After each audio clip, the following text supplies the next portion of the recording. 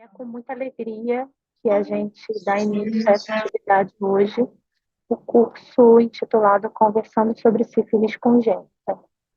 É, esse curso é uma ação do projeto de extensão Ações Integradas, Fomento e Desenvolvimento da Extensão Universitária, com foco na qualificação profissional na área de saúde da criança, que é aqui do nosso instituto.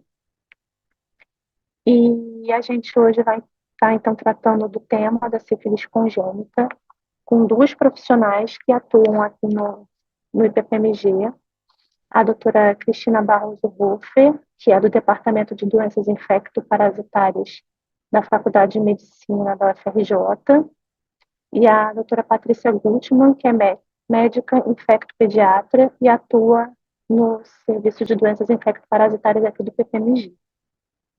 Queria dizer que as falas seguirão na sequência e a gente vai deixar no final para abrir para perguntas, mas a todo momento a gente vai estar acompanhando aqui no chat. Se vocês tiverem alguma questão, alguma coisa a levantar, a gente vai anotando para trazer no final das falas, tá bom?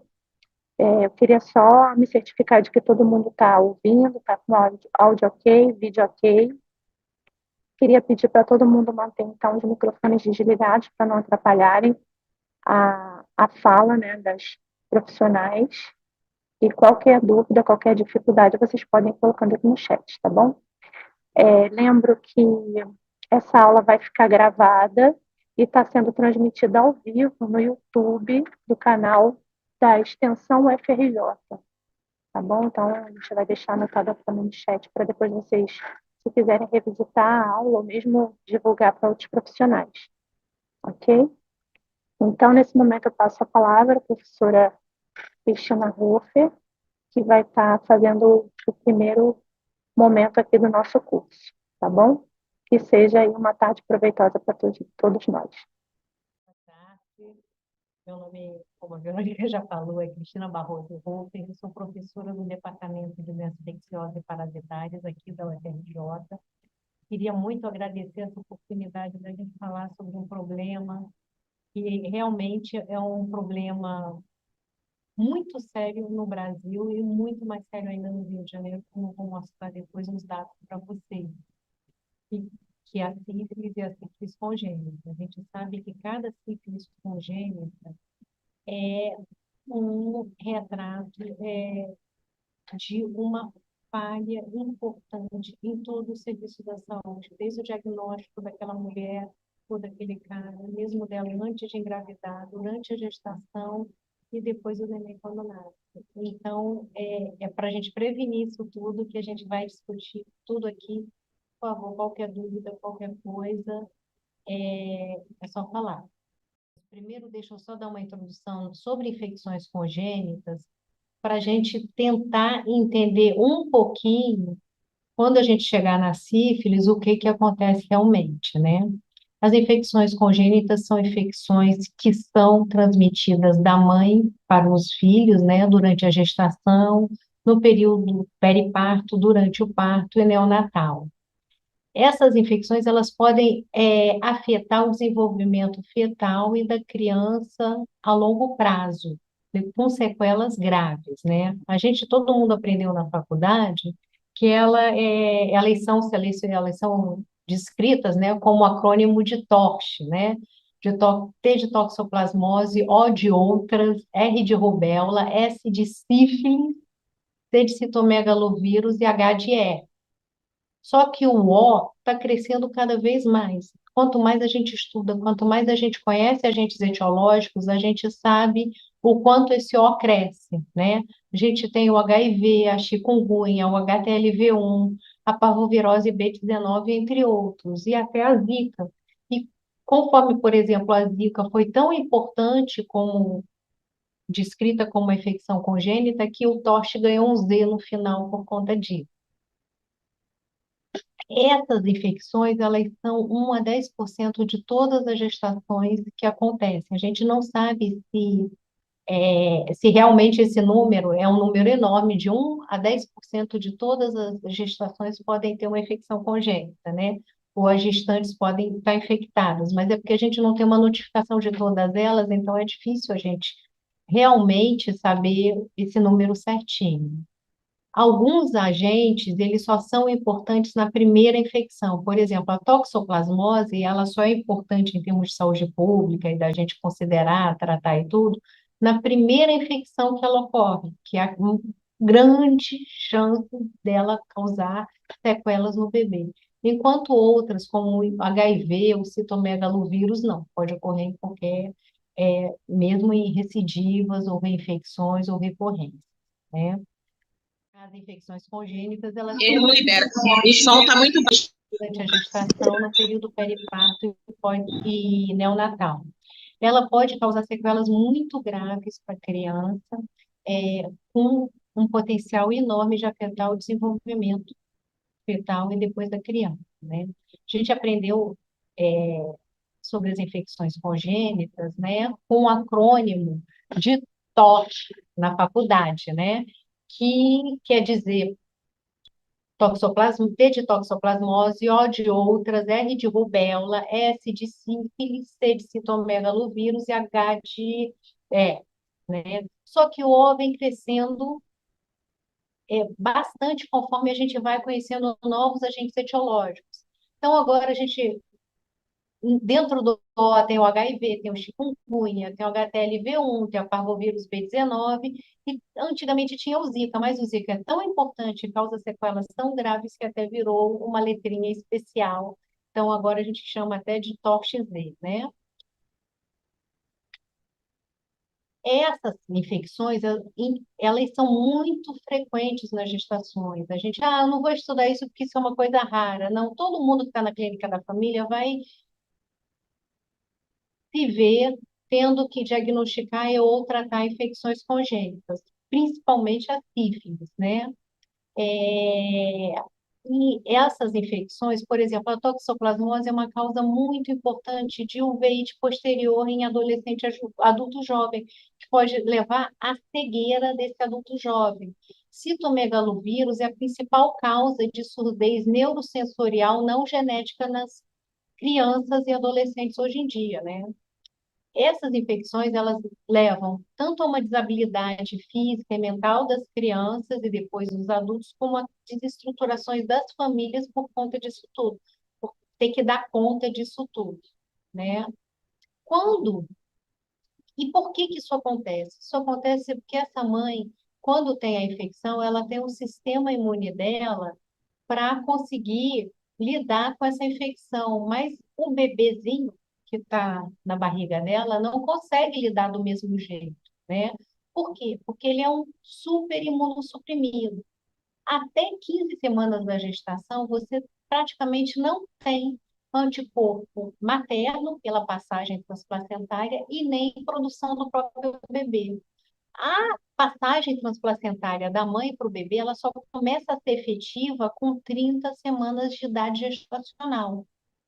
Mas mesmo assim é pouquinha. E mesmo quando o bebê nasce a termo, com 40 semanas de idade gestacional, a gente sabe que tem problemas na quimiotaxia, na resposta intracelular, bem como efeitos de barreira, pouca produção de IgA secretória, tudo isso. E quando a gente fala nessa barreira placentária, o que que a gente entende com isso? Que essa placenta, ela é capaz de deixar passar anticorpo materno do tipo IgG, mas não do tipo IgM. Então, sempre quando a gente pensa em diagnóstico de infecção congênita, a gente sempre tem que discutir. Pensar, é uma IgM que eu estou vendo ou é uma IgG? Se for uma IgM, realmente é infecção do bebê. Se for uma IgG, não pode ser simplesmente uma infecção, né, um teste sorológico, a IgG materna que passou pela placenta. E para limpar toda essa IgG materna do bebê, isso demora muito tempo, demora até 18 meses de vida. E a gente não tem esse tempo todo para diagnosticar uma infecção congênita. Por quê? Porque aí a gente perde muito a oportunidade do tratamento dessa infecção. Então, novamente, essas infecções, elas podem ocorrer durante a barriga, né, durante a gestação, né, através da passagem que a gente chama de transplacentária, na verdade, a mãe tem contato com o agente etiológico, esse agente etiológico vai para a circulação dela e passa pela placenta para o bebê. E esse é o principal causa, né? Por onde é o meio de infecção, o modo de infecção da sífilis congênita. A gente tem a intraparto, que é principalmente bactérias e HIV e herpes, que é realmente o contato do bebê com o canal vaginal da mãe e a microbiota desse canal vaginal. E pela amamentação, que na verdade sífilis, tanto intraparto quanto amamentação, é muito, muito raro. A mãe tem que ter um cancro na hora do parto ou um cancro na hora da amamentação para a gente pensar que ela possa estar transmitindo o treponema para o bebê. Então, normalmente, a sífilis, a infecção é durante a gestação. E aí, quando essa gestante tem a infecção, o que que acontece? O bebê pode até não nascer infectado, mas na maioria das vezes, o que a gente vê? Essa infecção pode causar um aborto ou uma natimortalidade, dependendo da idade do feto. Ela pode causar uma infecção congênita, e essa infecção congênita pode ser sintomática ou assintomática. Mesmo aquele bebê nascido totalmente assintomático, isso não quer dizer que ele não vai ter sífilis. Então, pode acontecer tudo isso. E mesmo nas infecções sintomáticas, esse bebê pode, dependendo de quando foi a infecção, ele pode nascer com principalmente alterações de malformação ou alteração de um fenótipo, é um bebê realmente sem nenhuma malformação congênita, mas com o que a gente chama de fenótipo de sepse neonatal. Parece um bebê com uma sepse neonatal, e é uma sepse, mas é uma sepse pela espiroquitemia, né? Então, é aquele bebê ictérico, com petequia, com hepatosplenomegalia, às vezes até febre não é comum, mas com todas essas alterações que lembram a gente no período neonatal de uma sepse. E por que que isso acontece? Como é que isso acontece na sífilis, que é por isso que a gente está aqui hoje, né? Na verdade, o que acontece é que a mulher, ela tem, durante a infecção, em qualquer fase da infecção, você pode ter períodos de espiroquetemia, quer dizer, essa espiroqueta na circulação, e aí ela passa a barreira transplacentária e ela faz uma espiroquetemia no bebê, e aí pode atingir vários órgãos. E aí causam as sequelas e todo o estrago que a gente vê realmente na sífilis congênita, né? Quais são as principais consequências disso? Principalmente para o feto. Abortamento, prematuridade, natimortalidade ou neomortalidade, dropsia fetal não imune, recém-nascidos com clínica de sífilis congênita, com periosteíte, com neurosífilis. Mas, na maioria das vezes, esses bebês nascem assintomáticos. Isso não quer dizer que a sífilis vai evoluir posteriormente como uma doença grave. Então, sempre tem que ser triada e sempre tem que ser tratada. Só para vocês entenderem, a gente perde uma oportunidade de tratar uma sífilis congênita, as consequências são muito, mas muito sérias mesmo, né? E como é que acontece na mulher, ou no homem, né? Eu vou falar aqui na mulher porque a gente está falando da passagem da mãe para o bebê, né? Então, na sífilis primária, né, após mais ou menos umas 3 semanas após a relação sexual, a mulher pode apresentar com cancro, né, que é essa ferida de indolor, de bordos endurecidas e fundo limpo. E o que que acontece? Se ela está aqui nos pequenos lábios, às vezes até eu consigo diagnosticar, mas se isso está lá no cérvix uterino, eu não vou conseguir ver. Então, o que que acontece? Na maioria das vezes, principalmente em mulher, porque no homem vai aparecer aonde? Vai aparecer na glande do pênis, então vai ser mais fácil de ver, mas na mulher, lá no cérvix uterino, vai ser muito difícil de ver, né? Para a mulher se autodiagnosticar com uma lesão. Então, na maioria das vezes, na mulher, a sífilis primária passa totalmente assintomática. E aí, mais ou menos uns até 3 meses, mais ou menos, depois da sífilis primária, se não tratada, a gente vai ter realmente a espiroquetemia, né? Uma circulação maciça de espiroquetas, e aí ela pode causar adenomegalia, febre, às vezes até uma hepatomegalia, e um rache que não poupa palmas e plantas, né? Como a gente vê aqui, e pode ser no corpo todo. E que tratando ou não tratando, a tendência de toda essa sintomatologia é sumir. E aí, depois, se ninguém tratar de jeito nenhum, depois de 20, 30 anos, ela pode evoluir para uma sífilis terciária, né? A pessoa pode aparecer com goma, pode aparecer com lesões de neurosífilis, com até a veia hemorrágica, a otite sifilítica. Mas o que que a gente vê realmente? O que a gente vê é, se às vezes essa pessoa teve a sífilis secundária, depois ela evolui para sífilis latente, onde a gestante é uma pessoa totalmente assintomática, como essas mulheres das fotos, né? E aí a gente divide essa latente em latente precoce ou latente tardia. Latente precoce é quando, pelo Ministério da Saúde, ela ocorre no primeiro ano de infecção e latente tardia depois do primeiro ano de infecção. Isso, quando a gente não tem uma história muito certinha de infecção, tipo assim, meu primeiro contato sexual tem menos de um ano. Se não é assim, é muito difícil da gente conseguir diagnosticar uma latente precoce. Normalmente, todas vão acabar sendo diagnosticadas como latente tardia. E aí, o que que acontece? O que acontece é, se essa mulher está grávida, ela pode transmitir a infecção para o bebê, né? A gente sabe que a maior parte, o maior risco de infecção são os 4 primeiros anos após a infecção. Na verdade, a gente tem 70 a 100% de risco de infecção após a infecção, a sífilis primária, e mais de 90% de risco na sífilis secundária, né? E a latente precoce é em cerca de 40%, e na tardia o risco de infecção para o bebê é em 6 a 14% só das gestações. O risco para o bebê é menor, mas o que acontece? A maioria das nossas gestantes a gente diagnostica como?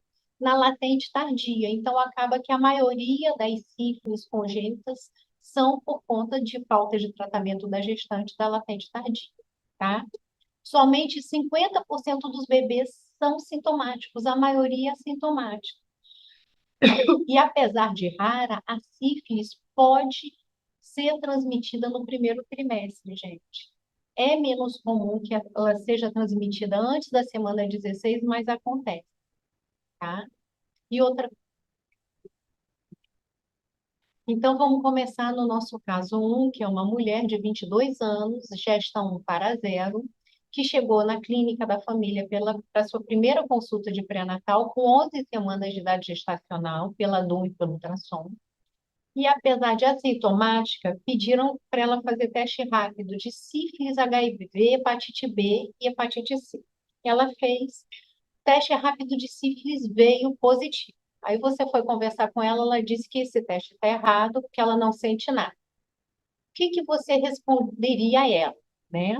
Na verdade, a gente sabe que a maioria das mulheres, elas estão em que fase da sífilis? Elas estão na fase da latente tardia.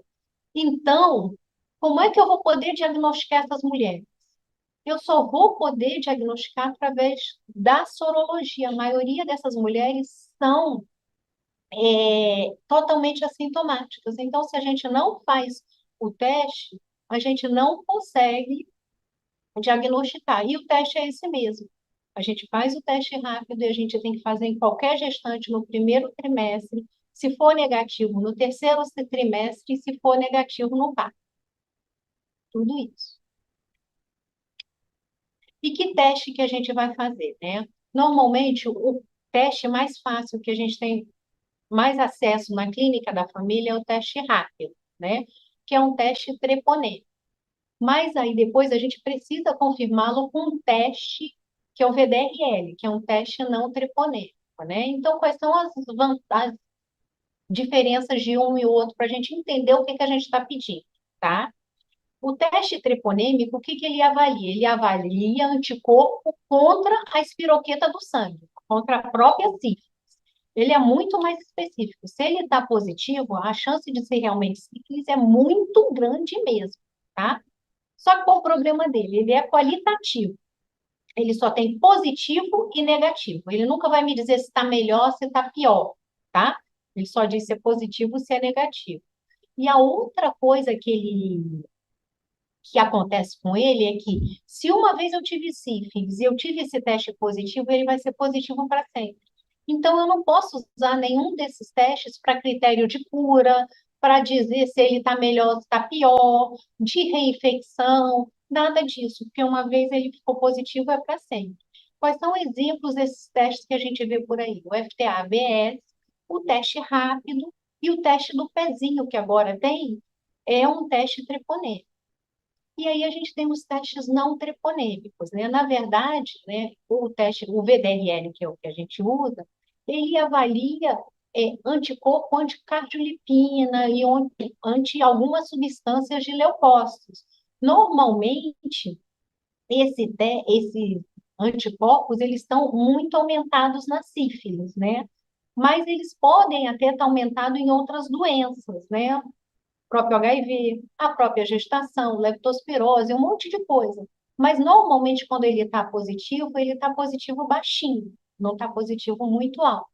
E por que que a gente ainda usa ele tanto? Porque ele é o único que é quantitativo, que eu uso as titulações dele para dizer se a paciente está melhor ou se está pior da doença. É o que eu uso para critério de cura. E ele pode até negativar. E o que a gente usa na prática clínica normalmente é o VDRL. E a gente vai ver por aí, principalmente em medicina, mais em medicina particular, que existe um que é o FTABS e IgM. IgM para diagnosticar bebê. Aí, pô, isso é legal pra caramba, porque eu vejo a infecção aguda na gestante e no bebê, se o bebê tem IgM, é do bebê. Então, legal. Olha, se tiver, tá bom, é uma infecção aguda ou uma infecção do bebê. Mas se não tiver, não quer me dizer nada, é um teste muito pouco sensível. Então, a gente prefere que não seja utilizado, porque não serve para muita coisa. Sempre lembrar disso.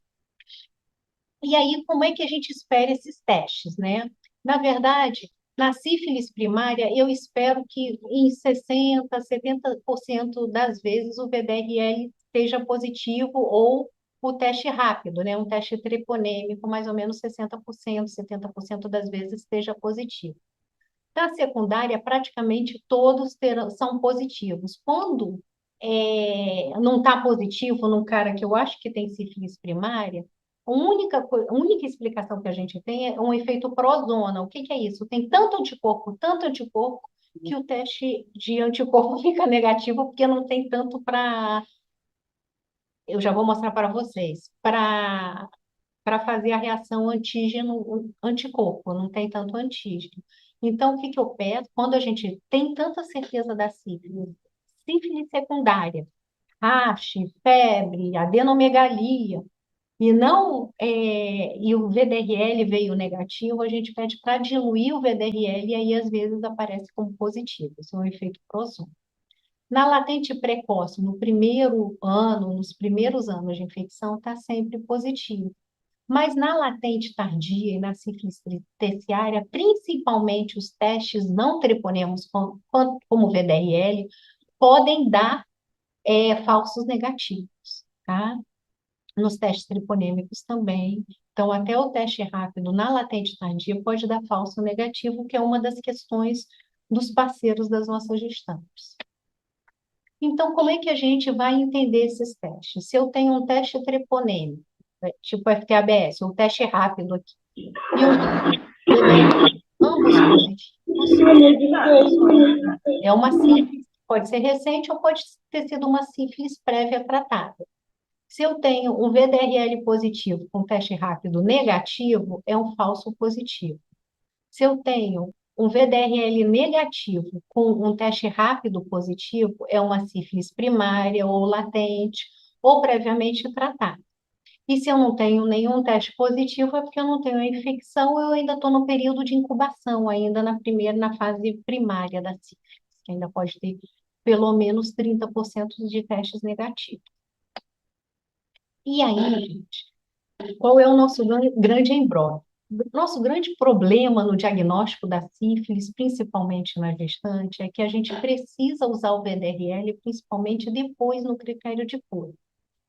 E o que é o VDRL? O VDRL são esses pocinhos que vocês estão vendo aqui, e esses pocinhos, eles têm uma concentração de, de antígeno, de treponema, e você bota o soro do paciente em cada pocinho desse e depois dilui esse soro do paciente, dilui para uma vez, para duas vezes, depois para 4 vezes, para 18, para 8 vezes, para 16, sempre é, 2 vezes ou sempre 2 vezes, né? É uma progressão.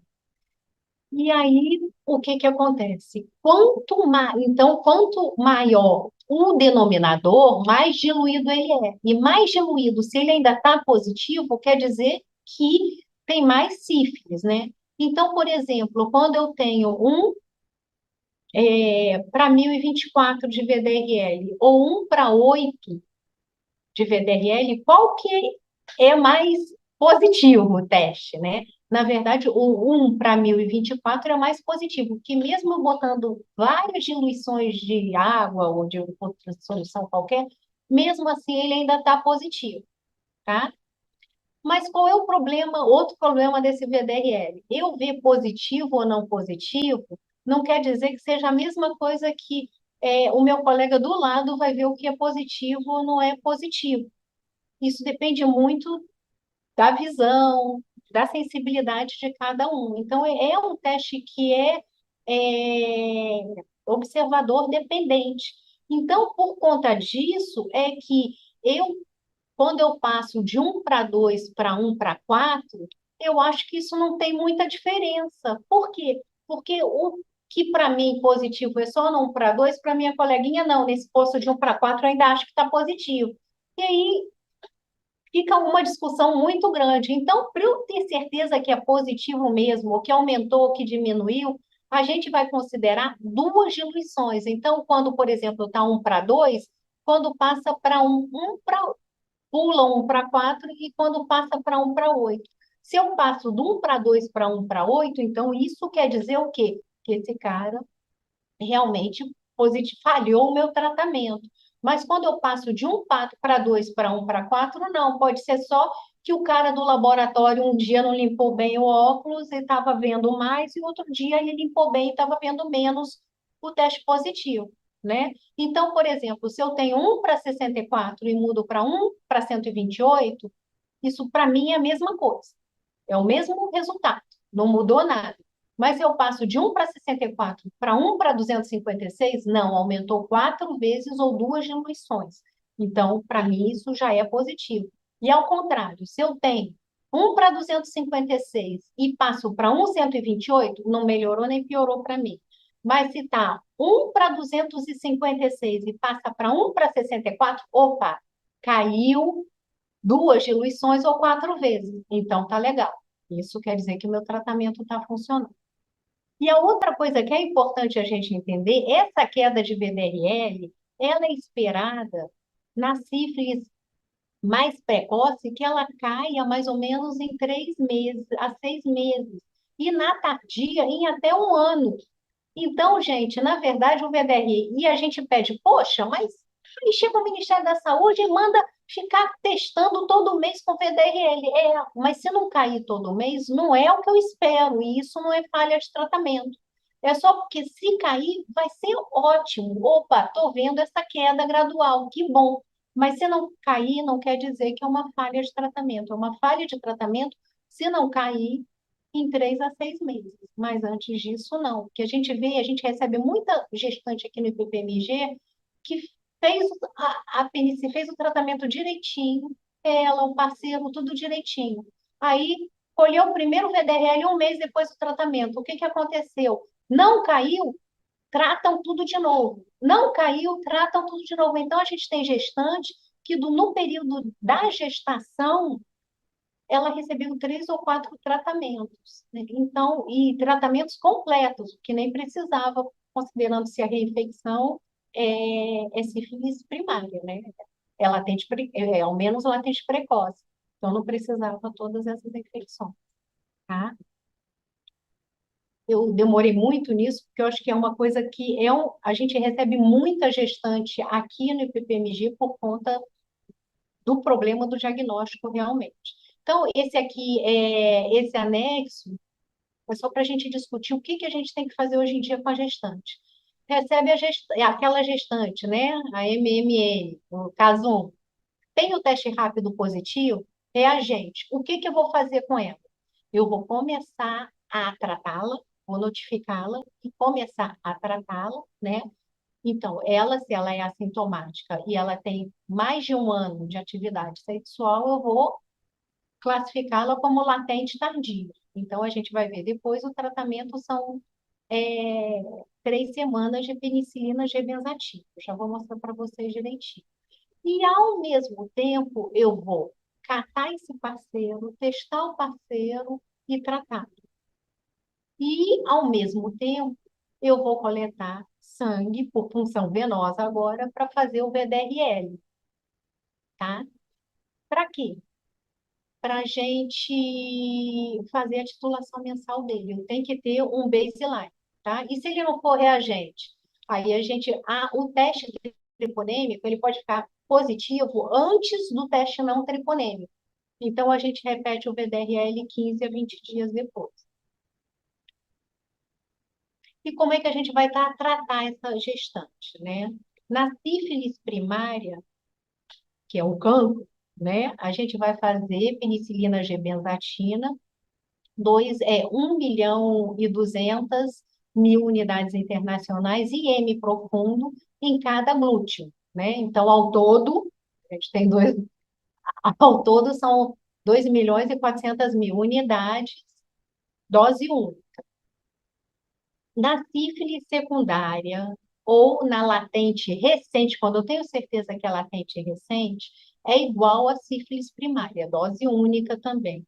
E na sífilis terciária ou na sífilis assintomática, que é latente tardia ou com duração ignorada, aí são 3 doses. Essa é igual a 1.200.000 unidades internacionais IM em cada glúteo, uma vez por semana.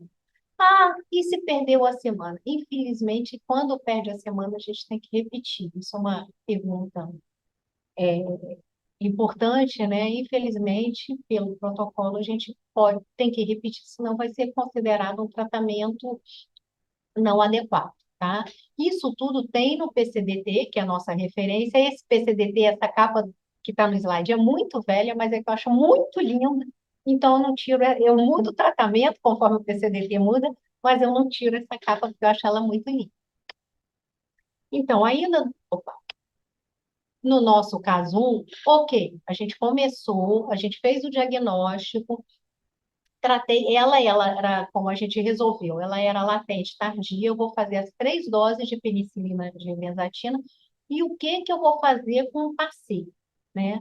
E isso, gente, eu sei que hoje em dia, para a gente notificar, a gente não considera mais tratar ou não o parceiro como o tratamento inadequado ou não, mas isso não quer dizer que ele não é muito importante, isso não quer dizer que o parceiro não é uma causa muito, mas muito frequente de falha no tratamento. Então, a gente tem que continuar olhando o parceiro como se fosse. Na verdade, quando você está tratando a gestante, né, no pré-natal, a gente tem que considerar os irmãozinhos mais novos, o parceiro, a gente considera a família, né? Vocês, melhor que eu, sabem disso, sendo médicos de família. Então, o que que a gente vai fazer? Vai fazer para gestante, a gente vai fazer o VDRL, vai tratar com penicilina e mais, a gente vai tratar o parceiro. Se a gente não conseguir testar o parceiro, a gente trata. Se a gente testar, mesmo se o teste rápido for negativo, ele pode ser aquele cara que não, que ainda está na janela imunológica e tudo. Na janela, desculpa, ele ainda está na janela imunológica e tudo, então ele pode ainda não estar positivo. Então, a gente sempre trata pelo menos uma dose o parceiro, tá? E sempre orientar o sexo seguro, né? Não só por conta da sífilis, mas por conta de qualquer outra infecção, né? Até da zika, pode ser sexualmente transmissível. E depois o tratamento. A gestante é o VDRL mensal. A gente sabe que nem sempre dá, mas na clínica da família, com certeza que a gestante aqui, às vezes a gente está na Ilha do Fundão, né? Na P31, às vezes a gente atende gente da P52 de Sepetiba. Então, às vezes, vir aqui para fazer um VDRL é difícil, por isso que a gente pede muito a parceria de vocês. Faz VDRL para a gente, faz uma sorologia de tóxico para a gente, porque isso ajuda muito no dia a dia, né? Então, a gente faz o VDRL mensal e para quê? Na tentativa da gente ver essa queda de duas diluições, como eu falei, ou 4 vezes no título do VDRL, né? E depois que o bebê nasce, vai acompanhando com VDRL trimestral por 2 anos, ou até negativar. E o parceiro também. A gente tem que garantir o acompanhamento. Não é só tratar e nunca mais ver o parceiro, não. Eu tenho que acompanhar o parceiro também. E sempre discutir o sexo seguro, as outras infecções sexualmente transmissíveis, tudo isso. Então, tratei. Respondeu? Como é que eu considero o tratamento de sífilis na gestação como um tratamento adequado, né? Principalmente, se eu tratei com a penicilina benzatina, e não serve outra, tem que ser a penicilina benzatina na dose correta, do jeito, no intervalo correto, quando eu acabei o tratamento até 30 dias antes do parto, tá? Qualquer outra exceção para isso, ela é considerada inadequadamente tratada. E depois a gente acompanhando esse VDRL, quando é que eu digo que ela tratou, que ela está respondendo, quando eu consigo ver uma queda de pelo menos 2 diluições, tá? Ou 4 vezes no VDRL. Então, aí, essa gestante a gente orientou, começou a fazer o VDRL da 11ª semana, que foi quando a gente diagnosticou essa gestante, era 1:32. A gente continuou acompanhando, e aí o que que aconteceu? Na 28ª semana, estava 1:8. Então, 32 dividido, 32 dividido por 8 é 4, né? Então, eu tenho pelo menos uma redução de 4 vezes do VDRL ou 2 diluições. Então, eu vou dizer que essa gestante é adequadamente tratada. E se ela tiver na 11ª semana de gestação, 1:32. 28ª, 1:16. 32ª, 1:16. 36ª, 1:16. Ela caiu somente uma diluição, e não foi 4 vezes, foi só 2 vezes. Então, ela não está adequadamente tratada. E aí a gente vai ver as consequências disso depois, quando a gente vê o acompanhamento na maternidade. E aí, o que que eu vou fazer com a minha gestante que está na minha casa, né? Primeira coisa é a possibilidade de reinfecção, que é a causa mais comum de falha terapêutica, né? De falha no tratamento da sífilis. E aí, o que que a gente vai ter que... A gente tem que abordar várias coisas, e a sexualidade, principalmente sobre a sexualidade dessa mulher. Então, o diálogo cada vez mais aberto, mais claro, a importância de uma confiança e de estar sempre com o mesmo profissional, isso é muito importante, né? Por quê? Porque o que que eu aprendi? Eu já vejo gestante há mais de 20 anos. E o que que eu aprendi com isso, gente? É que a gestante, como qualquer outro adulto, tem uma vida sexual ativa, graças a Deus. Então, e às vezes ela, a gente tratou o parceiro, ela continua com a mesma parceria? O que que aconteceu com esse parceiro? Ele está sendo acompanhado? Tudo isso a gente tem que conversar e ser muito, muito claro com ela. Usou realmente camisinha? Ah, aquela vez bebi, não deu certo, acabou que eu esqueci a camisinha, tudo isso tem que ser muito bem discutido e você tem que ter um diálogo muito aberto e claro com essa gestante, que ela entenda o que você está falando, né? E lembrar sempre, né, que o VDRL, a gente espera que ele caia em 6 meses, até sífilis precoce, e na tardia em até 12 meses. Às vezes, não caiu porque simplesmente não deu tempo de cair. E se não deu tempo de cair, infelizmente, a gente não conseguimos. O ideal é que a gente tivesse um teste melhor que o VDRL, mas isso não existe no mundo. Eu sempre brinco com os meus alunos que eu levo fé que é, eles vão virar pesquisadores e vão descobrir um teste melhor para sífilis, um teste mais fácil que a gente possa acompanhar de modo mais fácil e mais verídico a sífilis, na gestação e no bebê, né? Como vocês vão ver depois que o problema continua com o bebê. Agora, isso aqui é só um pouquinho para instigar vocês. Isso aqui é um dado muito velho, de 2003, de uma pessoa que talvez muitos de vocês conheçam, né? Que é uma pessoa que estudou muito sífilis de forma geral, e principalmente sífilis na gestação e congênita, que é a doutora Valéria Saraceni, do município, né? Isso aqui é um trabalho dela, onde ela compara as consequências, o que aconteceu no Brasil. Normalmente, a gente notificando o que acontece com os bebês depois, com a gestante tratando no normal, sem nenhuma mudança. E quando eles fizeram uma campanha contra a sífilis, né? E o que eles viram? Que quando eles fizeram a campanha contra a sífilis, eles viram que eles foram capazes, né, de sífilis congênita, cataram, foram atrás das mulheres, trataram realmente, encheu o saco de vocês para não esquecer de pedir VDRL, conferir o VDRL, ou fazer o teste rápido, tudo direitinho, eles foram capazes de diminuir a natimortalidade, o baixo peso ao nascer e a prematuridade, coisas muito graves que podem acontecer com o bebê, o óbito dos nascidos vivos. Tudo isso, eles foram capazes a sífilis, a neurosífilis, o sífilis no bebê, o diagnóstico radiológico, tudo isso eles foram capazes de diminuir com uma campanha. Se isso acontece na campanha, por que não pode acontecer sempre? Por que a gente não pode estar sempre pensando sífilis, sífilis, sífilis? Isso é muito importante da gente estar sempre pensando.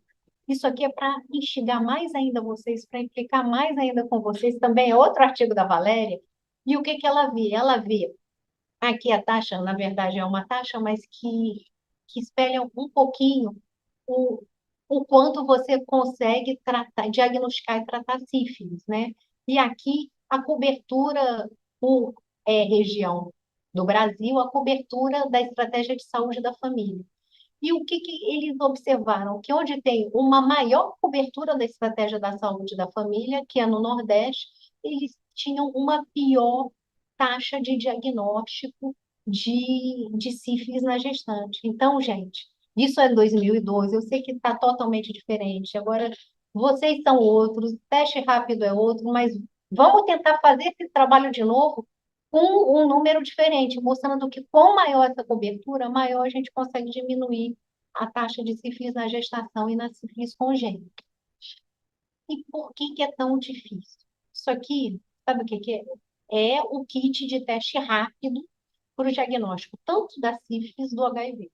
É uma caneta, um monte de kitzinho, o Descarpac, que a gente faz na hora. O tratamento, tudo bem, que a penicilina não cura mais a gonorreia, mas ela ainda cura a sífilis, gente. Foi descoberta, descrita no século passado, lá para o meio do século passado. Por que a gente não consegue? E isso aqui só tem até 2007, eu posso até continuar. Isso aqui é uma curva da transmissão vertical do HIV na gestante. Do HIV eu tenho que testar a gestante, dar remédio que essa gestante tem que tomar todo dia, e hoje em dia ainda está melhor. Nessa época ainda eram 10 comprimidos de manhã, 10 à noite, que a gestante podia vomitar a alma, e depois eu tinha que fazer uma injeção venosa nessa gestante. Essa gestante, às vezes, precisava fazer cesárea letiva. O bebê tem que tomar xarope pelo menos 30 dias, e olha o nível de redução que a gente conseguiu na transmissão vertical do HIV. E o que que acontece na sífilis? A sífilis sobe, só sobe, né? E, na verdade, aqui a sífilis adquirida em azul e a da gestante em amarelo, né? E aí você pode me dizer, mas é porque a sífilis da gestante agora com teste rápido aumentou por causa disso. Tudo bem, mas a sífilis congênita é a mesma, né? A gente sabe que é a mesma há 100 anos. E mesmo assim ela continua crescendo num patamar parecido com o da gestante. Então, isso não é supernotificação, dado errado, não é. A gente tem realmente um problema. E o pior dos problemas, gente, qual é o estado que tem o maior problema? É o nosso, é o Rio de Janeiro, tá? A gente está muito, mas muito acima da mediana do Brasil. Isso aqui, a mediana do Brasil é mais ou menos 20 para cada 1.000 nascidos vivos, para sífilis na gestante, enquanto no Rio está mais de 40. Enquanto que para sífilis congênita, para o bebê, a mediana está em mais ou menos 7, e o Rio de Janeiro está em quase 20. Então, a gente tem que fazer alguma coisa para melhorar esse número, né? Por quê? Porque isso leva a coisa muito séria, gente. E, assim, qualquer coeficiente, a gente pode dizer, gente, ó, de repente, não é é um problema da notificação, é um problema de critério, mas mortalidade é o critério único, né? E a mortalidade por sífilis, o Rio de Janeiro é o maior de todos e é muito acima do resto, né? A gente tem um coeficiente enorme, na verdade, mais de 20 a cada 100.000 nascidos vivos no Rio de Janeiro morreram de sífilis em 2021. Então, a gente está devendo muito a essas crianças. E além da morte, a gente vê muitas outras coisas, né? Esse aqui é um estudo que tem da Eleonor Lago, que mostra, né, que numa corte, ela pegou isso no Rio Grande do Sul, que não está tão ruim como a gente, né? Em 24.000 bebês nascidos vivos, né, no hospital que ela trabalha, 500 tiveram uma sorologia positiva para sífilis. Desses, né, das mães que foram adequadamente tratadas para sífilis, a gente teve uma morte, e, e em todos os outros a gente conseguiu seguir por pelo menos 8 meses, todos eles ficaram normais. E quando a mãe não é adequadamente tratada, e aí por vários outros motivos, a gente vê muito mais morte, tá? E a gente vê pelo menos 13% desses com sequelas, e com sequelas graves. Então, além da mortalidade, além da natimortalidade, da prematuridade, a gente tem a mortalidade infantil. Depois que nasce, ele morre de sífilis, e se não morre, ele ainda pode ter sequelas graves. Então, a gente tem que notificar, né? Nunca esquecer de notificar sífilis em gestante, sífilis no bebê a gente também notifica, mas nunca esquecer de notificar a gestante. E quando tudo dá errado é que a Patrícia Gutmann vem aqui para falar dos bebês, né? Eu queria agradecer muito. Esse aqui é meu e-mail, qualquer contato, qualquer coisa. Só lembrando que a gente aqui é uma unidade de referência de infecções congênitas. A gente tem muitas vagas no CIPEG. Então, por favor, mandem para a gente HIV, toxoplasmose, citomegalovírus, sífilis, se tiver alguma dúvida. Qualquer coisa, pode mandar, a gente está aberto para trocar figurinha mesmo com vocês. A gente quer partilhar com vocês, tá? Muito obrigada. Boa tarde, gente. Queria agradecer também o convite, estar aqui falando, aprendendo, compartilhando. Espera aí que eu vou pegar minha tela aqui. Não tem isso aqui. Então, eu vou falar de quando tudo que a Cris falou não deu certo, né? Que não é o nosso objetivo, né?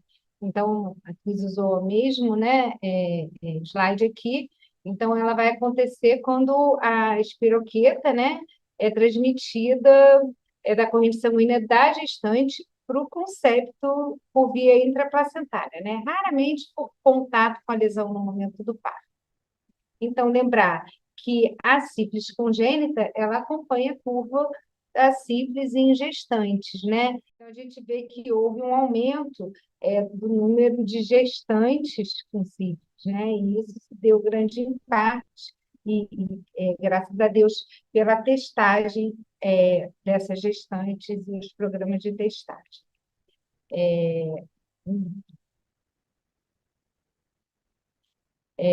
Então, quando a gente olha aqui a densidade de incidência por unidade, a gente vê que a Cris já falou, né, do problema do nosso estado. Então, o que chama atenção em relação à sífilis congênita é que quando são analisados esses bebês que tiveram sífilis congênita, foi visto que 82% deles, as mães fizeram pré-natal com mais de 6 consultas, né? E que quase 60% desses casos o diagnóstico foi realizado durante o pré-natal, né? Então, o maior problema é a inadequação do esquema terapêutico, né? Ou a não realização deles. E isso foi visto em 81% das crianças com sífilis congênita, né? Então, a Cris já falou o que é um tratamento adequado, né? E que a gente não leva mais em conta a parceria para dar esse tratamento como adequado, mas ele diz respeito ao intervalo entre as doses, né? A completude do esquema, né? E que esse tratamento seja feito, iniciado até 30 dias antes do parto e finalizado antes do parto, né? Bem, quando isso não funciona, né? A gente vê que a transmissão ocorre principalmente maior ainda na sífilis primária, né? E que as dificuldades, além da mãe ser assintomática, né, é que a maioria, né, mais da metade dos RNs são assintomáticos ao nascer, tá? Então, as consequências, a Cris falou, mas a gente vai ter que falar de novo, né? É o abortamento, a prematuridade, que 13% das mães não tratadas podem ter partos prematuros, feto morto ou neomorto, em torno de 11%, a hidroxia fetal não imune, e que 20% desses bebês vão ter clínica de sífilis congênita ao nascer, quando não tratados, mas que a maioria ainda é assintomático ao nascer, né? E que também a maioria das gestantes também estão na fase latente. Então, a Cris já mostrou esse trabalho, né, que foi lá do Sul, e que mostra que a sífilis continua sendo uma doença impactante que causa óbitos fetais, neonatais e prematuridade, baixo peso, sequelas graves e irreversíveis. E o tratamento adequado da gestante consegue reduzir isso de forma importante. Então, a gente falou, a Cris falou sobre o diagnóstico da gestante, e agora a gente vai falar sobre o diagnóstico da sífilis congênita, que muitas vezes existe uma confusão entre aquele bebê que é exposto a sífilis e aquele bebê que tem, de fato, sífilis, né? Então, assim, para o diagnóstico, para a gente ter um diagnóstico, o mais importante é a identificação da gestante infectada, né? Então, a testagem no pré-natal, no terceiro trimestre, na primeira consulta, né? No terceiro trimestre e no parto é totalmente mandatório. E, infelizmente, isso não acontece de forma universal. A gente sabe que as maternidades do município estão testando e é muito bom, mas a gente tem pequenas maternidades em que a gestante decide ter um tratamento particular, ou mesmo as grandes maternidades privadas do município não têm essa política da obrigatoriedade do DDRL no momento do parto ou do teste rápido, né? Então, assim, todos os recém-nascidos nascidos de mães com o diagnóstico de sífilis na gestação, independentemente se a mãe tratou adequadamente ou não, vão ter que fazer o teste não treponêmico, tá? Que a gente aqui é o VDRL. E aí é muito importante fazer uma testagem simultânea da mãe e da criança no pós-parto imediato, que não pode ser com sangue do cordão, tá? E aí ele vai determinar, vai permitir que a gente veja, né? Se o título for maior que o materno em pelo menos 2 diluições, vai definir como sífilis congênita. Porém, a ausência desse achado não exclui a possibilidade do diagnóstico, tá? E a sequência de investigação vai depender muito da avaliação clínico-epidemiológica da mãe e da sua parceria. Então, se a gente vai fazer mais exames laboratoriais, como a punção lombar, como raio-x de ossos longos, vai depender aí sim se a mãe tratou adequadamente e qual foi esse histórico dela, que eu acho que a gente sempre tem que valorizar. E aí, nessa investigação, quando necessário, a gente vai fazer a punção lombar, né? E que vai definir se há neurosífilis ou não. E isso é muito importante, porque não vai mudar em si o tratamento. A criança vai tratar os mesmos 10 dias, o bebê com penicilina cristalina, mas vai mudar o segmento e o acompanhamento e o prognóstico dessa criança. Tá? Então, a gente sabe que há um aumento da celularidade, né, que o recém-nascido ele normalmente tem mais células no líquor, por isso tem que ter mais de 25 células, se for um bebê com mais de um mês, mais de 5, uma proteína de mais de 150 e um VDRL positivo. Qualquer um desses já define neurosífilis, tá?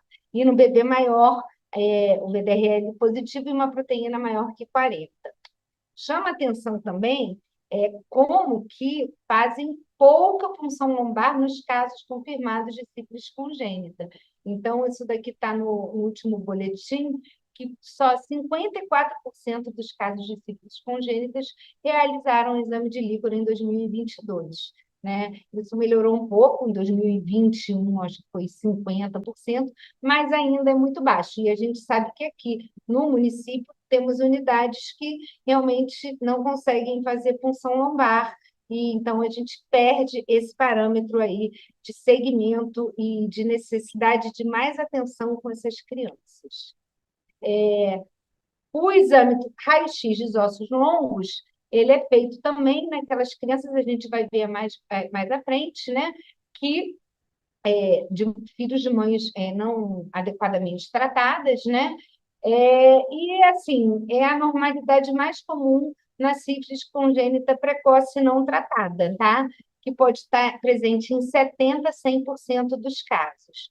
Geralmente é múltipla, simétrica, e a gente vê que são vários tipos de lesões, né? Como bandas metafisárias, que pode ser um diagnóstico diferencial de outras doenças, mas também desmineralizações simétricas, destruição principalmente da região de metáfises, de tíbia, né? Um serrilhado metafisário e a periostite com neoformação óssea, dando áreas irregulares de aumento de densidade e rarefação. Então, aqui a gente tem algumas lesões desse tipo. Claro que a gente vai muitas vezes precisar da ajuda de um radiologista, mas isso não é o que a gente vai ver na atenção primária, né? Não há necessidade de saber dar o laudo, né? Então, a gente tem que saber pedir para quem, para a pessoa certa ver, né? Em relação às manifestações clínicas, né?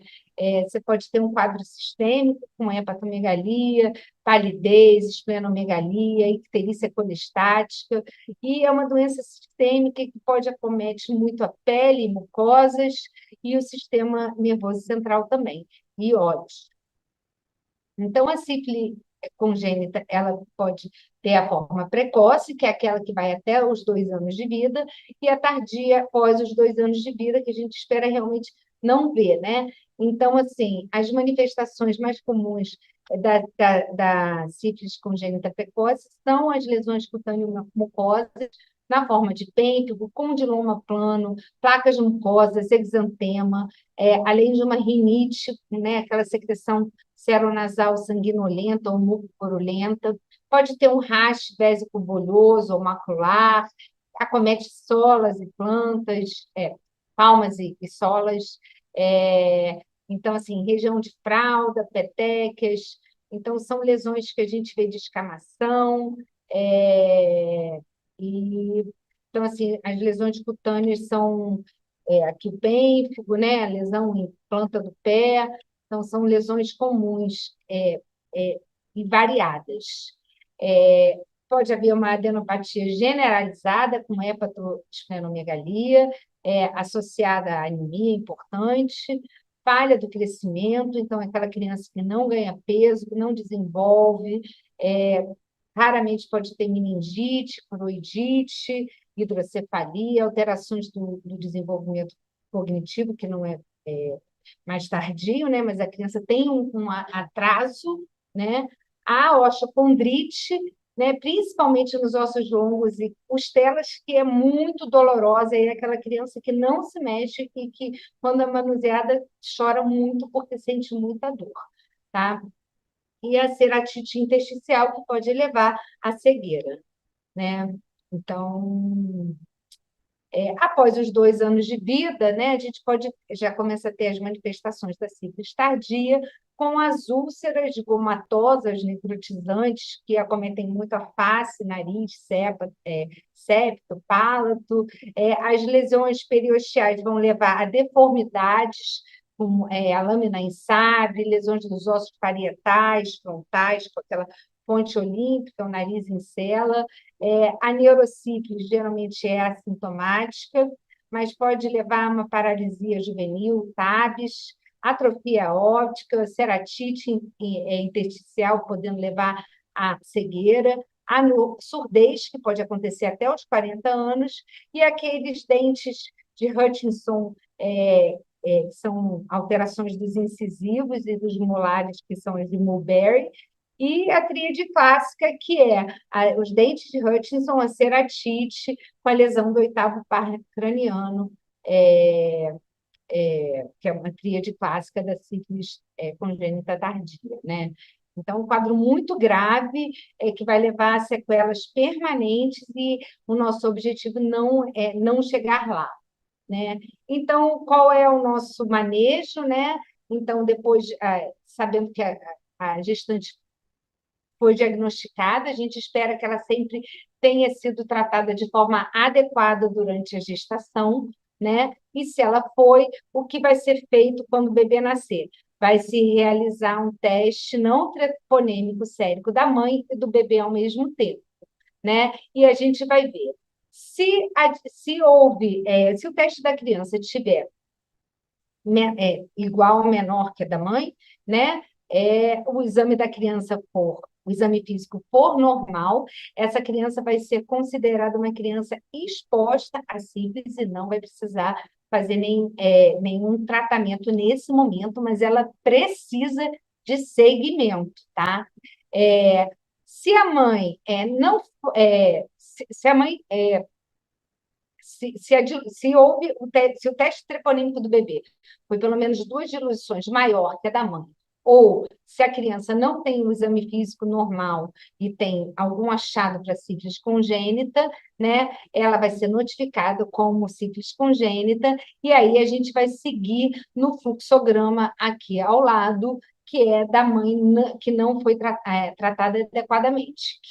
O que vai ser feito? Além do teste, comparando a sorologia da mãe e do bebê, é necessário fazer o exame do líquor e o raio-x de ossos longos. E isso vai definir o tratamento, né? Se o exame do líquor não for normal, a criança vai ter que fazer penicilina cristalina, tá? E se ela tiver um líquor normal, um raio-x de ossos longos normal, é possível tratar essa criança com uma penicilina benzatina. E sempre seguindo no segmento. O segmento do bebê é muito importante, né? Mesmo os bebês tratados têm risco de desenvolvimento de sífilis congênita sintomática, e aqueles que afastou-se a sífilis congênita no momento do parto, podem desenvolver e manifestar mais tardiamente, né? Então, como é que isso é acompanhado? Isso pode ser acompanhado pelo médico de família, no ambulatório, na puericultura, nas consultas de rotina. Dados antropométricos. Então, o bebê não está ganhando peso, não está desenvolvendo, tem que ver o que está acontecendo. É necessário pesar, colocar nas curvas e ver. Perímetro cefálico, muito importante medir, né? A avaliação do neurodesenvolvimento também, através daquela escala lá de Denver mesmo, que a própria caderneta nos permite fazer, né? A avaliação audiológica, ela vai ser feita em todas as crianças, né? No momento, deveria estar sendo feita, e a gente espera que continue, né, com a emissão otoacústica, e aí, se houver uma alteração da emissão otoacústica, ou se o paciente tiver neurosífilis, é indicado fazer o PEAT ou o PERA. O reflexo vermelho também é feito em todos os bebês, né? E o acompanhamento clínico mesmo da visão do bebê, e preferencialmente repetir esse reflexo vermelho entre o terceiro e o sexto mês de vida, né? É importante como um exame de triagem. E aí, nos casos em que o líquor foi alterado, é importante ter uma reavaliação lipórica a cada 6 meses, até esse líquor estar normalizado. E o acompanhamento oftalmológico, neurológico e audiológico é recomendado ser semestral por 2 anos, se necessário. Ou seja, se a criança tiver neurosífilis ou se tiver alguma alteração detectada ali no ambulatório de puericultura. O segmento sorológico do bebê, né, tem que ser sempre feito com VDRL, né, nunca com teste rápido, e ele deve ser feito com 1, 3, 6, 12, 18 meses, e se interrompe após ter 2 testes consecutivos não reagentes. É indicado um teste treponêmico com 18 meses. Importante falar aqui do teste do pezinho, que está entrando na rotina agora, é um teste treponêmico, e que ele vai funcionar como um sinal de alerta, que essa mãe já teve sífilis ou tem sífilis. Então, pegando um bebê com um teste treponêmico positivo, ou seja, um teste do pezinho positivo, tem que colher um VDRL, e não precisa encaminhá-lo para fazer isso. Já colhe na clínica, porque isso já facilita, poupa tempo, permite um diagnóstico mais precoce quando de fato for uma sífilis, e evita que esse bebê fique aí cidade desnecessariamente. Então, assim, lembrar que os testes, o VDRL geralmente reduz aos 3 meses de idade, né? E, na maioria, deve estar negativo aos 6 meses em crianças não infectadas ou adequadamente tratadas, né? Então, algumas crianças, a resposta pode ser mais lenta, tá? E é importante manter sempre o mesmo método e o mesmo laboratório. Tá? A falha de tratamento ela vai se dar se houver persistência da titulação reagente do teste não treponêmico aos 6 meses de idade ou um aumento dos títulos não treponêmicos em 2 diluições ao longo do segmento. E aí, essa criança vai ter que fazer uma nova punção lombar do estufa líquor, análise do VDRL, contagem celular e proteína, e vai ter que tratar novamente, independente do tratamento prévio. Lembrar que a notificação é compulsória, e isso é muito importante para a gente poder acompanhar a evolução e um dia comemorar, né, a erradicação da sífilis congênita. Trouxe aqui alguns casos, tá? Para a gente discutir e tornar mais prático, né? Então, é um bebê de 32 dias que foi a unidade básica de saúde, tá? Para uma consulta de puericultura, e a médica de família viu as crianças, e isso é um caso real, tá? De uma pessoa muito competente e atenta. Então, era um bebê que estava só no peito, ganhando peso bem, e que a mãe tinha, na verdade, eu trouxe o resultado antes, ficou ruim, mas enfim, o bebê tinha essas lesões no pé, ela não tinha queixa nenhuma. É, e aí, na suspeita, viu-se que a mãe tinha um VDRL de 1:2, que foi questionado se era uma cicatriz, e o VDRL do bebê era 1:16. Então, era uma simples congênita que foi diagnosticada na unidade básica de saúde pela médica de família, numa consulta de puericultura. Esse caso 2 aqui foi um bebê de 2 meses que foi internado no Hospital da Lagoa. Quem acompanhou ele foi a Ana Munhoz, por uma pneumonia, mas ele não abriu o olho. E, enfim, tinha uma exotropia, midríase paralítica bilateral. A mãe não tinha pré-natal e não tinha testes para sífilis no parto, tá? Ou antes da maternidade. E aí eles coletaram o VDRL da mãe durante a internação, foi de 1:16. E a menininha tinha esse olho, né, que tinha as alterações oculares, mesmo por comprometimento do óculo motor, com pitose palpebral, e depois do tratamento ela ficou bem, né? Então, é um caso de uma apresentação diferente. Esse outro caso foi uma criança um bebê de 2 meses, que apresentava petequias, palidez, hepatosplenomegalia, além de choro constante, e internou para investigação de leucemia. A mãe tratou sífilis com 30 semanas de gestação, o parceiro não tratou, ela apresentou redução do VDRL, né, de 1:16 para 1:4, e o bebê apresentava um VDRL negativo. Né? Então, foi um bebê que foi considerado, ao nascer, adequadamente tratado. E aí, ele foi admitido com um hematócrito de 23, uma hemoglobina de 6, com 42.000 plaquetas e um VRL de 1:16. E tinha um raio-x com alteração, né, como a gente viu, com bastante osteocondrite, e ele, enfim, tratou e foi tudo bem. E esse outro caso foi uma criança que nasceu numa maternidade particular, que a mãe tinha um VDRL de 1:2, e apesar de nunca ter tratado sífilis, foi considerada como uma cicatriz, né?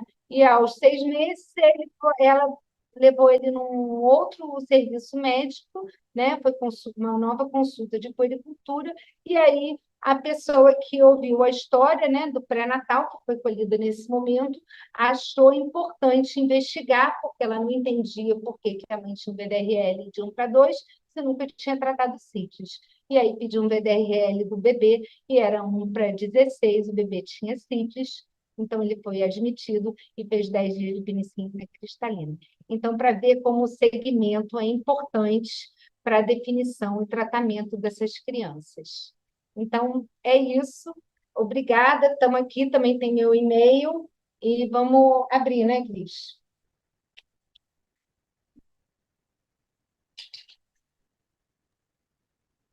Cadê? Tem as perguntas estão no chat, como é que você... Eu recebi duas aqui primeiro, né?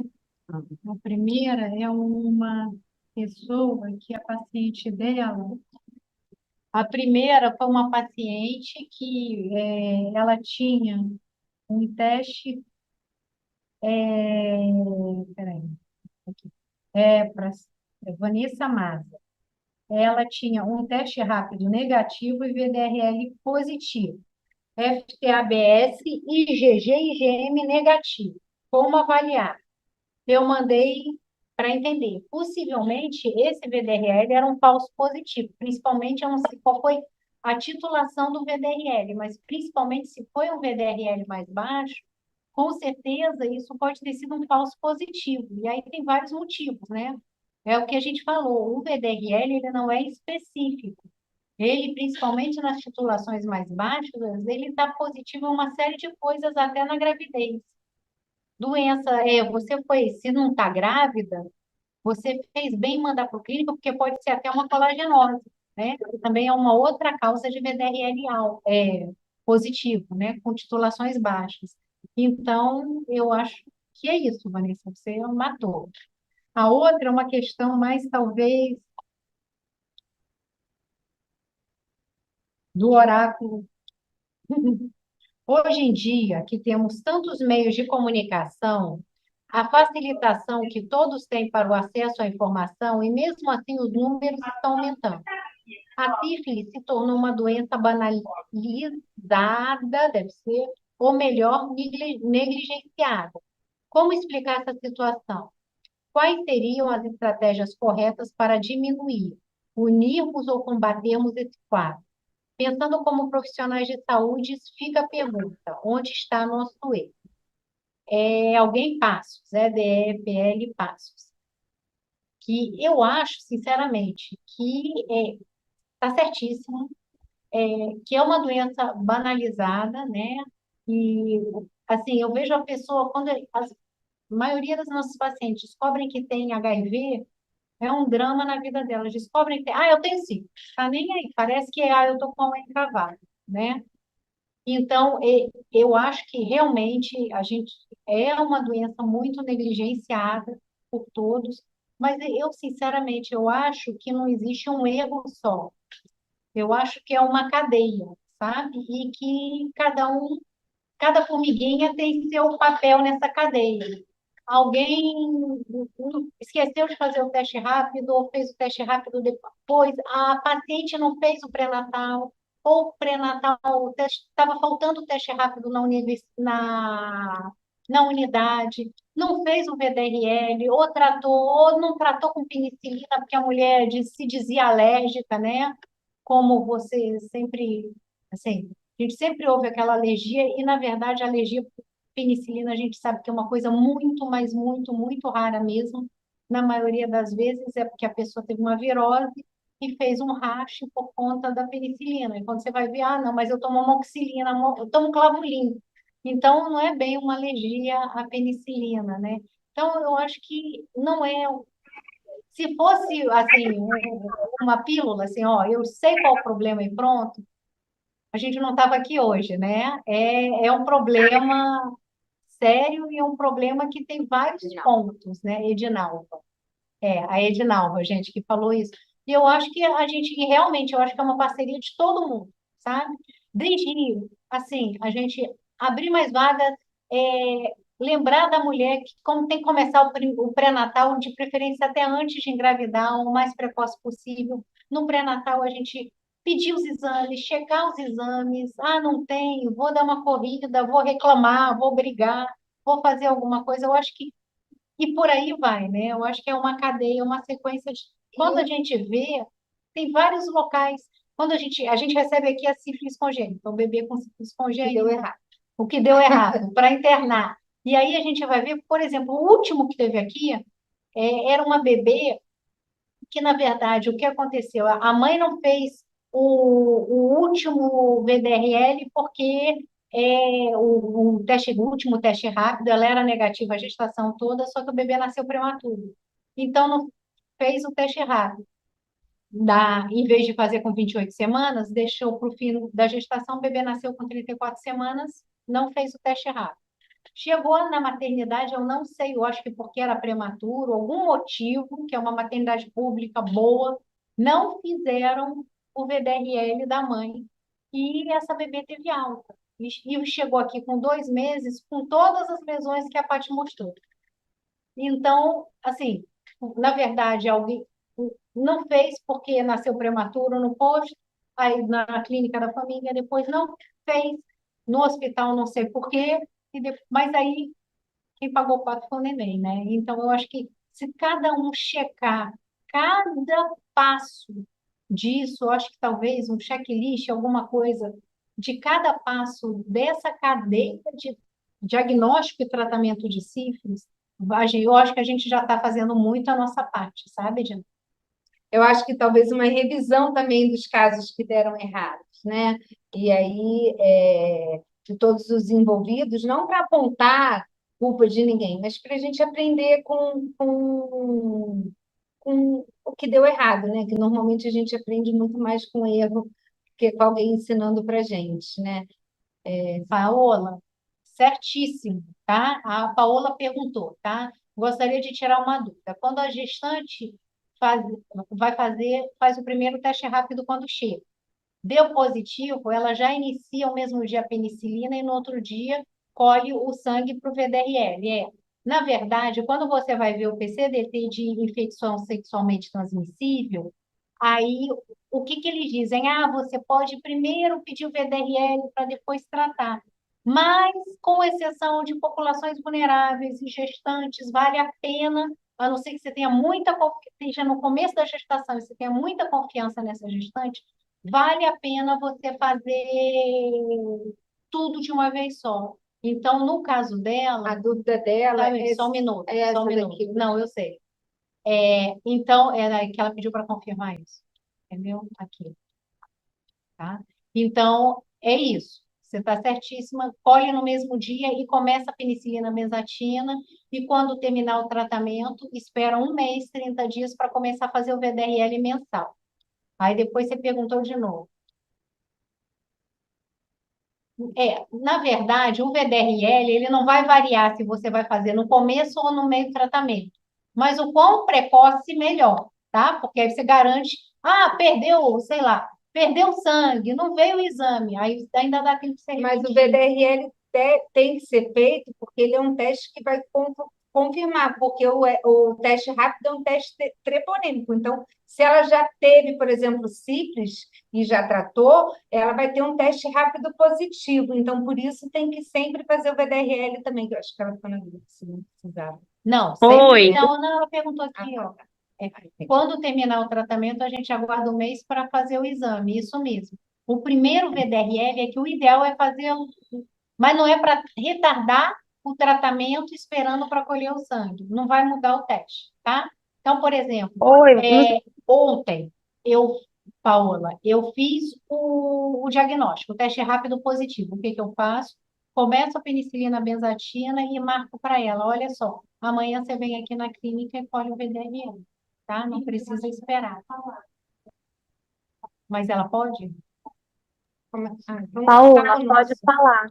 Tá pro nosso, Oi, vamos aumentar o boa volume. tarde. Não, é isso mesmo. Peraí, que a gente não está ouvindo. É isso mesmo, a minha dúvida. Só um A minha momentinho. dúvida.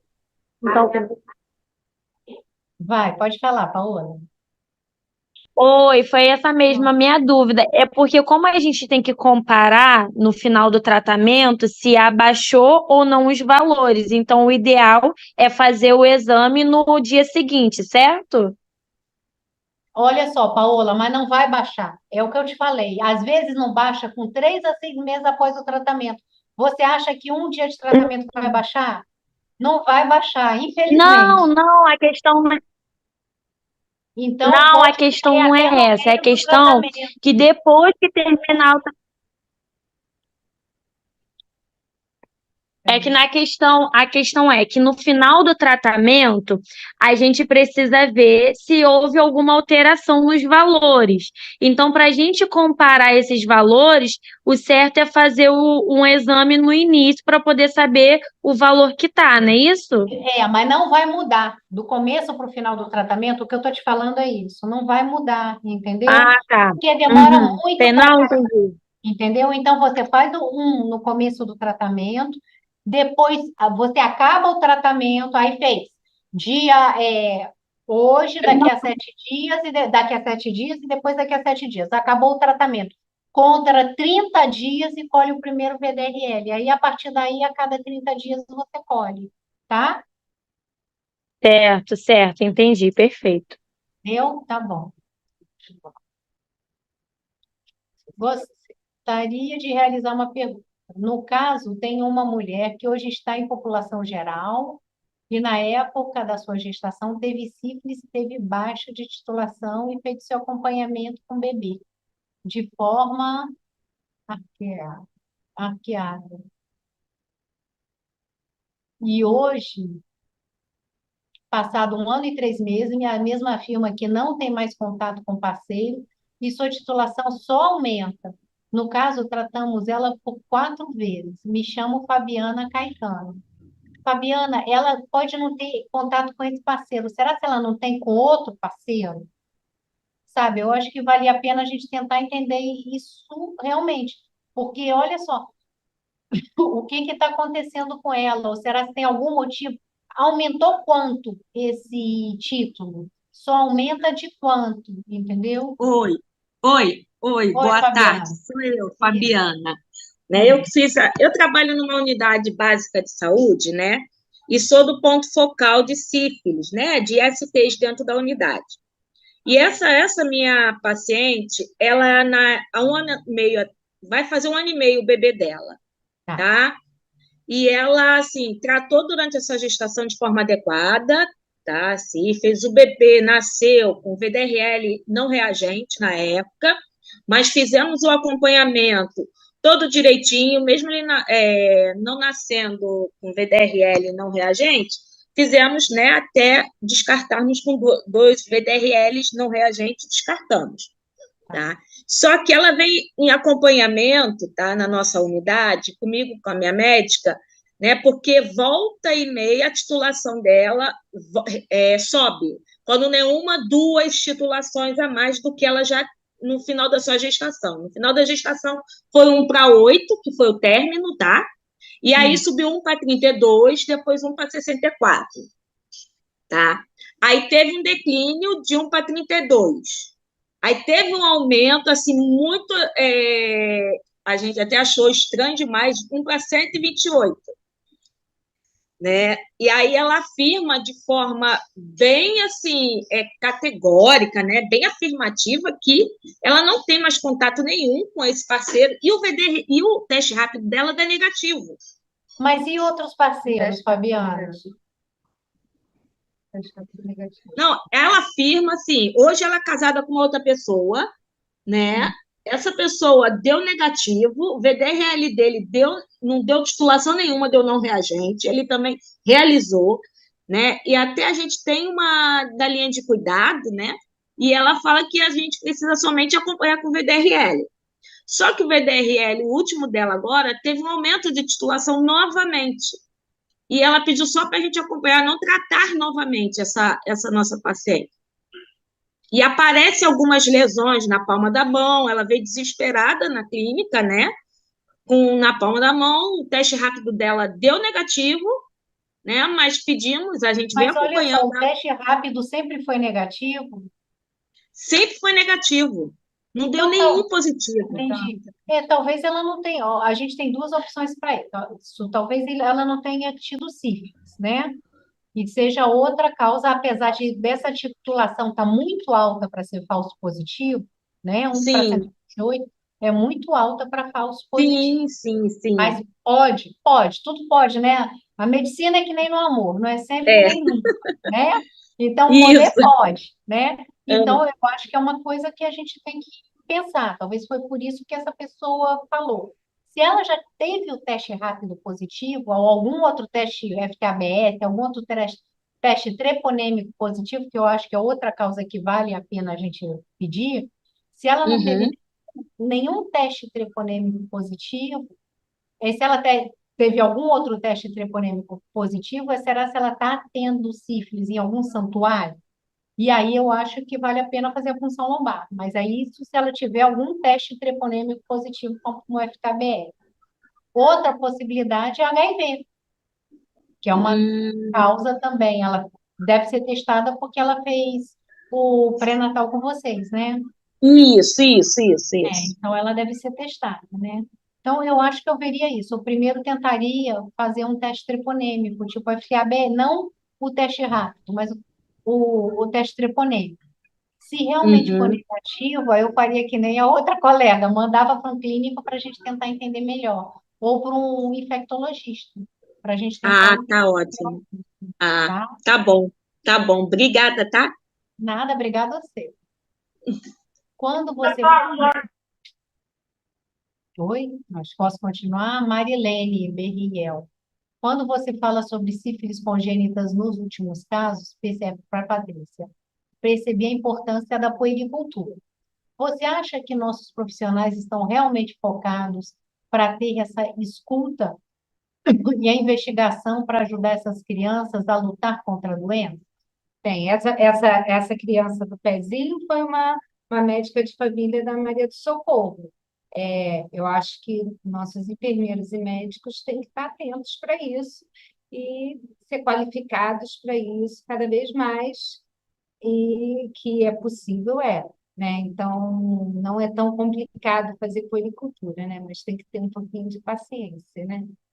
E olha só que legal que a Ana Paula falou. As unidades de atenção primária estão fazendo VDRL no mesmo dia, gente. Né? Colheu e fez no mesmo dia, então nem tem. Até para não gestante. A lista de presença. Precisamos de profissionais mais aqui, de profissionais mais comprometidos com os pacientes de ambos os gêneros e com olhar clínico voltado a todo o histórico do relato destes pacientes, de forma bem abrangente, enxergar além da mulher gestante, ver o feto, o companheiro durante todo o pré-natal e pós-parto e até antes do pré-natal. Concordo antes da concepção, sabe? Certeza. Concordo inteiramente. Pré-natal não é da mulher, é do pai também, até porque se a gente não fizer, se a gente não tiver essa visão e não fizer assim, o que vai acontecer é que vai dar ruim, né? No final das contas, vai dar ruim. A grande coisa disso é a gente insistir tanto no parceiro, né? Então, eu acho que certíssimo. Pré-natal do parceiro, isso aí. Isso aí, Simone. Cadê? A Adriana Kings. Dentro do contexto da UFRJ, considerando os avanços tecnológicos e as estratégias de saúde pública disponíveis, quais os principais desafios específicos enfrentados na sífilis congênita? Como a universidade pode contribuir de maneira mais efetiva para superar esses desafios? Olha só, primeira coisa, eu acho que são muitos os desafios, como o que a gente já conversou aqui, né? É uma cascata enorme de tratamento, tanto da mãe quanto da gestante, mas que a gente já viveu isso outras vezes, a gente já viveu com HIV, eu acho que a gente pode agora. O nosso papel aqui, gente, é fazer o que é ser o suporte para vocês. A gente quer ajudar, a gente está aqui não é à toa. A gente quer ajudar no que for preciso. Isso a gente já está se oferecendo há mais de um ano. Se for preciso tratar, treinamento, a gente treina. Se for tirar dúvida, o nosso e-mail a gente deu, não foi à toa. Consultoria não é à toa. Se precisar mandar paciente, a gente tem muita, mas muita vaga de CISREG. Nunca falta vaga de CISREG para o gestante. A gente ir para atender não é para roubar a gestante de ninguém, não, quem é a gente, tá? É parceria, a gente não é nem obstetra, a gente é infecto. É parceria que a gente quer mesmo com vocês o tempo todo, porque, como eu falei, não é um problema simples. Então, não tem uma solução simples. Tem um monte de coisa junto que a gente pode fazer. Não é muita tecnologia que precisa, né? Na verdade, no caso aqui, é bem pouca tecnologia, né? Então, eu acho que é parceria mesmo, né? E ajuda muito quando a gente tem parceria com a atenção primária para a gestante ter mais facilidade, o bebê de coleta no Perto de local, casa. como a Simone botou ali, pré-natal compartilhado, exatamente. O cuidado tem que ser compartilhado, né? Então é isso. Tem outra? Vanessa Maza. RN 1 para 1, mãe tratada. Trata-se o bebê? Não, aí vai ter que ver, ela é tratada adequadamente, né? E qual é. 1 para 1 não vai ser mais de 2 vezes a titulação da mãe. Não, se ela tratou adequadamente, ele é assintomático, não trata, acompanha. Agora, se ela não tratou adequadamente, aí vai ter que, né, fazer punção lombar, raio-x de ossos longos e avaliar se vai fazer benzatina ou se vai tratar tudo, né? E sempre acompanhar depois essas crianças. A gente conta com vocês para isso. Ah, o último comentário aqui, eu acho que a gente fecha. Tá. Aqui é a Adriana que imaginou. Eu conheço uma pessoa que, ao doar sangue, foi constatada sífilis, isso tem uns 9 anos. Mas ela não tem nenhum sintoma e não quis mais repetir com o exame com medo. Adriana, ela pode. Olha, ela pode estar transmitindo para as outras pessoas. Espero que ela não tenha tido filho no meio. Não tem vida ativa. por mais de 15 anos, mas o futuro dela está associado, sim, à demência, à neurosífilis, Neurosífilis, a otite né? sifilítica. Há muitas O consequências. bicho está lá causando inflamação. Então, inclusive, tem muitos pacientes hoje que a demência, pacientes, né, mais velhos, né, que a demência está associada a sífilis não tratada. Por favor, não doe mais sangue. Gente, foi muito bom, acho que foi uma troca ótima, né? Muito obrigada mesmo. E, gente, é isso. A gente está aqui para trabalhar junto, tá? Muito obrigada. Pessoal, a gente agradece a participação de todos.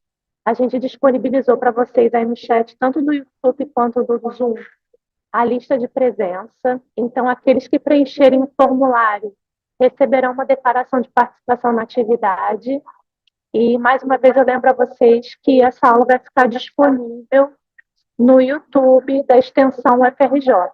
Então, se vocês quiserem divulgar para outros colegas nas suas unidades, vocês podem fazer isso, tá bom? Peraí, gente, tenho aqui um pedido da Ana Paula, de lembrar só que o novo fluxograma do acompanhamento da sífilis congênita da Secretaria é um encaminhamento para o Dos bebês para a gente. para o IPPMG, isso deve ser feito na primeira consulta de puericultura.